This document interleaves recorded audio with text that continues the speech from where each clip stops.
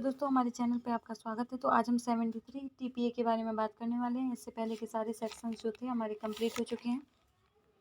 आइए देखते हैं ये क्या कहता है कि जहाँ की बंधक संपत्ति या उसका कोई भाग या उसमें का कोई हित ऐसी संपत्ति के बारे में राजस्व की बकाया लोक प्रकृति के अन्य प्रभार या शुद्ध भाटक में असफलता के कारण बेचा जाता है और ऐसी असफलता बंधकदार के किसी व्यतिक्रम से उत्पन्न नहीं हुई है, वहाँ बंधकदार उस बकाया के विधि द्वारा निर्दिष्ट सब प्रभारों और कटौतियों के संदाय के पश्चात विक्रय आगमों में जो कुछ अधिशेष रहे उसमें से बंधक धन के पूर्णता या भागता दिए जाने या दावा करने का हकदार होगा। इसमें ये बात की गई है, इसमें पूरा जो क्लॉज है वो यही बात करता है कि यदि कोई बंधक संपत्ति की गई थी और वह क्यों बेची गई है, क्योंकि जो बंधक संपत्ति था उस पर जो भाटक राजस्व ये सब चुकाया नहीं गया था, ठीक है, और इसलिए वह संपत्ति बेच दी गई है, ठीक है, सरकार द्वारा बेच दी गई है कि या फिर कैसी भी बेची है। तो पहला भार उस संपत्ति पर किसका होगा? तो पहला भार जो है वह संपत्ति पर क्या होगा कि राजस्व, मतलब जो सरकार द्वारा जो राजस्व भाटक है, पहले इन कटौतियों को उन संपत्ति में से, बिकी हुई संपत्ति में से जो पैसा प्राप्त होता है, पहले राजस्व भाटक ये सब चुकाया जाएगा। इसके बाद यदि बंधकदार द्वारा उसमें कोई गलती के कारण संपत्ति नहीं बिकी है तो दूसरा भार किस पर होगा कि जो बंधकदार है उसका जो संपत्ति पर जो हक था, जो पैसा नहीं मिला है, जितना भी पैसा रह गया है या फिर पूरा पैसा रह गया है या आधा कोई अंश रह गया है, तो बंधकदार की संपत्ति को चुकाया जाएगा। इसमें यही बात करता है कि पहले सरकार राजस्व कि जहाँ की बंधक संपत्ति का उसका कोई भाग या उसमें का कोई हित किसी संपत्ति के बारे में राजस्व की बकाया या लोक प्रकृति के अन्य भार, मतलब कोई ऐसा है कि लोक प्रकृति का है, अन्य भार शुद्ध भाटक के देने में असफलता के कारण बेचा जाता है। मतलब कोई ऐसा भार था जो लोक प्रकृति का था जिसे सरकार को देना था और उसमें व्यतिक्रम होता है फिर बेचा जाता है उस संपत्ति को। ऐसी असफलता बंधकदार के किसी व्यतिक्रम से नहीं हुई है, मतलब बंधकदार द्वारा कोई गलती नहीं की गई थी जिस वजह से वह संपत्ति बिकी है। वहाँ बंधकदार उस बकाया और विधि द्वारा निर्दिष्ट सब प्रभारों, मतलब जो विधि द्वारा निर्दिष्ट सब प्रभार हैं उनकी कटौती के संदाय के पश्चात, मतलब इनका संदाय पहले किया जाएगा, विक्रय आगमों में से कुछ अधिशेष रहे उसमें से बंधक धन के पूर्णता या भागता दिए जाने का दावा करने का हकदार होगा। मतलब उसका यदि पूरा भाग रह गया है, उसकी संपत्ति को पूरा नहीं चुकाया गया, उसके पैसे जो उसने दिए थे पूरा नहीं दिया गया है या उसका कोई भाग नहीं दिया गया है, तो बंधकदार का पैसा चुकाया जाएगा।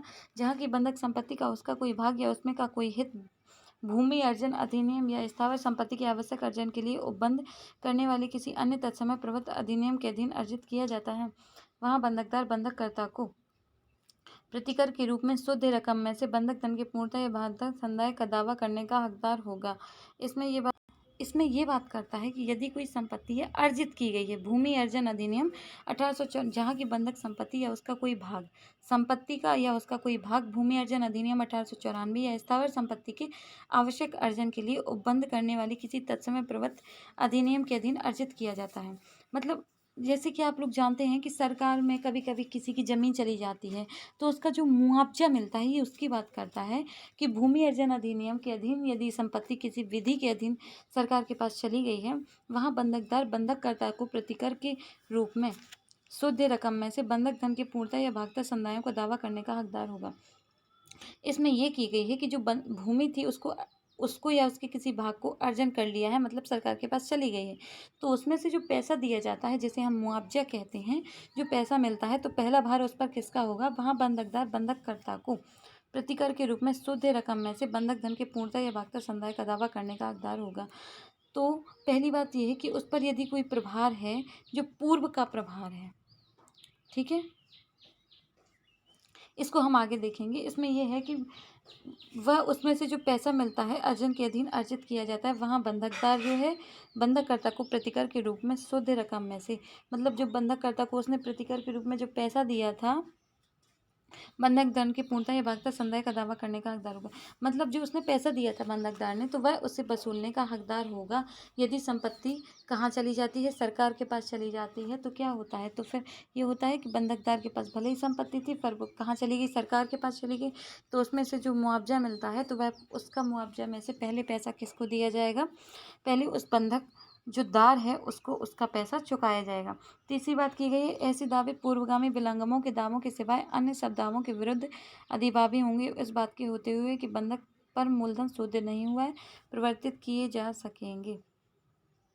इसमें ये बात करता है कि यदि जो सरकार के पास यदि भूमि चली गई है, उसने पैसा दिया है, तो बंधकदार को तो उसमें से संपत्ति पैसा मिल जाएगा, नो डाउट।